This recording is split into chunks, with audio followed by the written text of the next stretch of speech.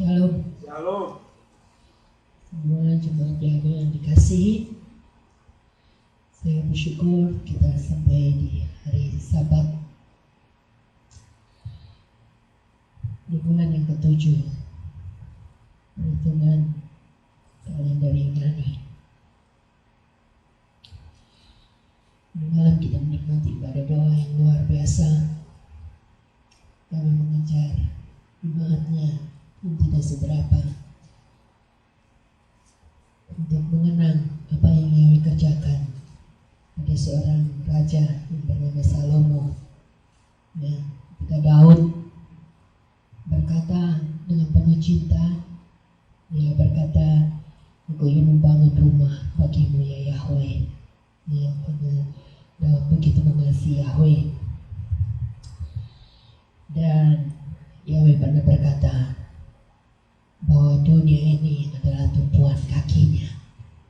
Ya, jadi bagaimana seseorang dapat membangun rumah baginya, sedangkan dunia ini hanyalah tumpuan kaki Yahweh.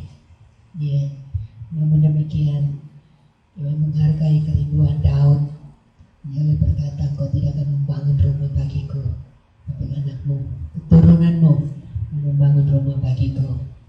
Dan waktu Salomo membangun rumah bagi Yahweh, dia berkata, mari kita buka di 1 Raja-Raja, saudara, 1 Raja-Raja 9 ayat 3. Ini mungkin tidak banyak orang percaya, menyadari akan hal ini. Ya, kita nggak salah membangun sebuah gedung, ya, untuk beribadah bersama-sama, dan kita mengatakan itu adalah rumah Yahweh. Lebih daripada itu, saudara, dia mau kita membangun sebuah rumah tak tergoyahkan, dan sesungguhnya Yahweh sendiri yang membangun rumah itu di dalam hati kita. Mari kita baca 1 Raja-Raja 9 ayat 3. 1, 2, 3. Yahweh berfirman kepadanya, "Aku telah mendengar doamu dan permohonanmu yang kau panjatkan kepadaku. Aku telah menguduskan bait ini yang telah kau bangun untuk menempatkan namaku di sana selama-lamanya. Maka mataku dan hatiku akan berada di sana untuk selama-lamanya." Saudara perhatikan, Salomo melakukan sesuatu yang menjadi kerinduan ayahnya. Salomo juga menjadi orang yang mencintai Yahweh, menghormati Yahweh. Dia meneruskan cita-cita ayahnya untuk membangun sebuah rumah bagi Yahweh. Yahweh berkata, "Dunia ini hanya tumpuan kakiku. Jadi bagaimana engkau mau membangun rumah bagiku?" Yahweh memposisikan arti rumah yang sesungguhnya, yang kepadanya dia berkenan. Rumah itu adalah hati saya dan hati saudara. Dan sebabnya dia berkata, "Aku telah mendengar doamu dan permohonanmu yang kau panjatkan ke hadapanku. Aku telah menguduskan bait ini yang telah kau bangun untuk menempatkan namaku di sana selama-lamanya. Maka mataku dan hatiku akan berada di sana untuk selama-lamanya." Satu tempat yang Yahweh inginkan untuk dipakai sebagai rumahnya. Memang ada gedung-gedung tertentu yang akan dikuduskan oleh Yahweh untuk menjadi rumahnya, untuk menjadi baitnya. Tetapi lebih daripada itu, saudara, Yahweh ingin membangun sebuah hati sebagai rumahnya, yaitu di mana namanya terus dipermuliakan di sana, dan mata serta hatinya tertuju ke sana. Saudara tahu artinya? Seorang yang dekat bergaul dengan Yahweh, dia diberikan karunia yang luar biasa, saudara. Karunia untuk merasa bersuka cita dengan hati-hati, dengan sebuah hati yang dipersembahkan untuk mengasihi Yahweh. Dan sebaliknya, dia akan merasa jijik dengan sebuah hati yang mulai meninggalkan kekudusan Yahweh.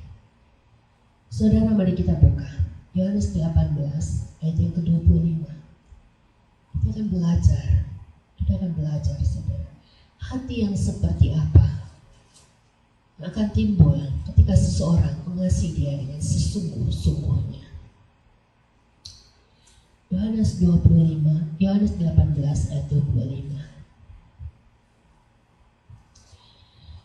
Saudara, banyak orang menyangka aku telah mengasihi Yahweh.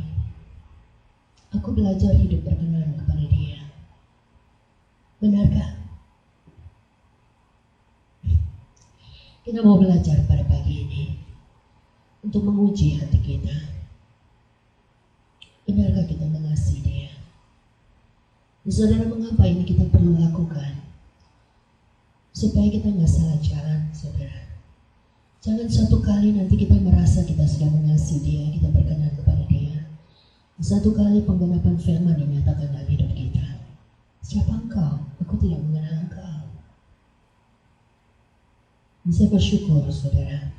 Orang yang sungguh-sungguh mengasihi Dia akan dibawa bukan hanya menikmati apa yang enak, yang menyenangkan di sepanjang kehidupannya. Tapi ada saat-saat di mana dia harus merasakan perjalanan yang tidak mudah, ya. Perjalanan yang sulit untuk dikatakan. Bersyukur pada pagi ini saya berdoa agar pengajaran pada pagi ini buat saya dan saudara menjadi orang-orang yang semakin diteguhkan, berjalan terus, bersuka cita dalam segala hal yang Dia izinkan dalam hidup kita. Mari kita baca Yohanes 18 ayat 25 sampai 27. Judulnya Petrus menyangkal Yesua. 1, 2, 3. Adapun Simon Petrus sedang berdiri dan menghangatkan dirinya, lalu mereka berkata kepadanya, "Bukankah engkau juga berasal dari antara murid-muridnya?" Dia menyangkal dan berkata, "Itu bukan aku." Seorang dari antara para hamba imam besar itu, saudara dari orang yang Petrus pernah memotong telinganya, berkata, "Aku melihat, bukankah engkau bersama dengan dia di taman itu?" Jawab Petrus. Petrus menyangkal lagi, dan saat itu juga berkokoklah ayam jantan. Saudara, kalau kita baca cerita ini dari sebelumnya, kita akan tahu bahwa waktu Yesua itu dekat dengan hari di mana dia akan disalibkan, saudara, murid-muridnya berkumpul. Murid-muridnya merasa kehilangan, murid-muridnya merasa menyatakan ekspresi perasaannya, ya, ikut prihatin, ya, tidak sekedar prihatin, saudara, berempati, tidak sekedar berempati. Kalau kita baca di ayat sebelumnya, Petrus sempat mengeluarkan pedangnya dan memotong kuping salah seorang dari teman-teman imam-imam besar itu. Itu menandakan betapa dia membela sahabatnya, membela gurunya. Tapi apa yang terjadi? Itu Yesua berkata, "Apakah engkau mengasihi aku? Apakah engkau mengasihi aku, Petrus?" Dan Petrus berkata, "Guru, kau tahu aku mengasihi engkau." Berulang kali Yesua berkata, "Apakah engkau mengasihi aku, Petrus?" Sampai Petrus kesal, dia bilang, "Apakah gak cukup nanya satu kali, dua kali, dan aku berkata, bagaimana aku mengasihi engkau, Guru?" Di akhirnya Yesua berkata, "Petrus, jika engkau mengasihi aku, gembalakanlah domba-dombaku." Saudara, Yesua mau berkata, kalau seorang mengasihi dia, bukan berarti kalau dia seorang itu membela musuh-musuh Yesua, seorang menyatakan, mengekspresikan betapa dia benci dengan orang-orang yang membenci Yesua. No. Yesua berkata, jika engkau mengasihi aku, gembalakanlah domba-dombaku. Saudara tahu arti menggembalakan domba-domba Yesua? Menggembalakan domba-domba Yesua itu pekerjaan yang tidak mudah, saudara. Itu merupakan tantangan di dalam kehidupan kita. Di saat kita berpikir, apa sih untungnya repot-repot ngurusin orang, sementara aku sudah hidup berkelimpahan, senang dengan apa yang orang-orang yang mengasihi aku dan aku kasihi. That's it. Untuk apa ribut tentang orang lain? Hal sederhana yang kalau kita mau tunduk kepada Yesua, mengambil bagian untuk menggembalakan. Yang menggembalakan itu artinya memberitakan kebaikan, kemurahan, kebenaran, kedahsyatan cinta kasih Yahweh bagi umat-umat yang sangat dikasihinya. Hal yang sederhana yang kita hadapi sehari-hari. Mungkin kita pada saat-saat tertentu akan kehilangan teman-teman baik kita. Kehilangan orang yang kalau kita tidak pada posisi sebagai pemberita firman, mereka sangat mengasihi kita, saudara. Karena tidak bisa tidak. Orang yang mengasihi Yesus itu akan menjadi orang yang penuh kasih, saudara. Orang yang penuh penghargaan, orang yang penuh ketulusan, orang yang penuh kebaikan, orang yang penuh segala sesuatu yang positif. Karena itu yang Yesus ajarkan pada orang-orang yang mengasihi dia. Tapi tiba saat dia harus memberitakan firman, ada banyak orang yang tidak akan terima, saudara.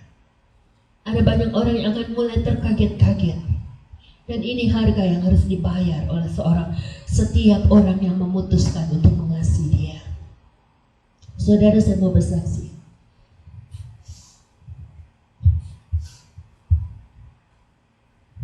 Saya punya banyak teman, saudara. Dan saya boleh saksikan teman-teman yang saya sayangi itu adalah orang-orang yang begini, saudara. Mereka orang-orang yang baik.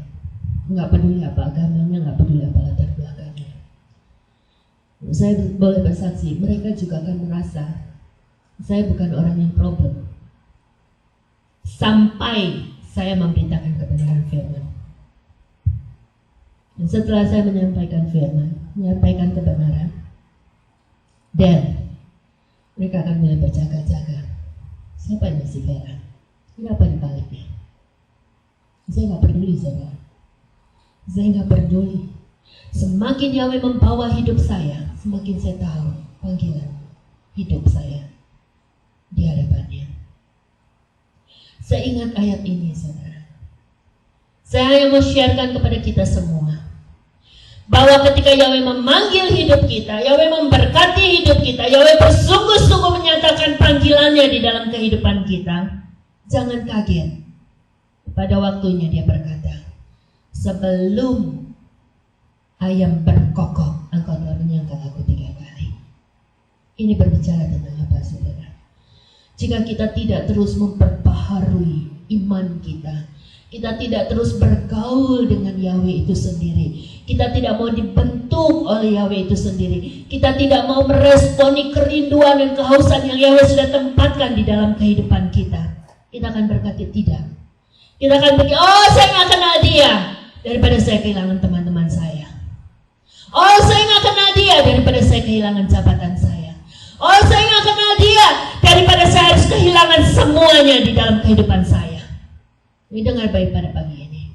Berbahagialah Anda jika pada saat ini, pada sampai detik ini, saudara tilik hidup Anda, tilik hidup Anda, saudara masih berdiri, masih memiliki kerinduan yang luar biasa untuk tidak malu-malu menyampaikan kebenaran firman. Itu bukan karena kekuatan saya dan kekuatan Anda, itu karena anugerah yang Dia curahkan, yang kita terima dengan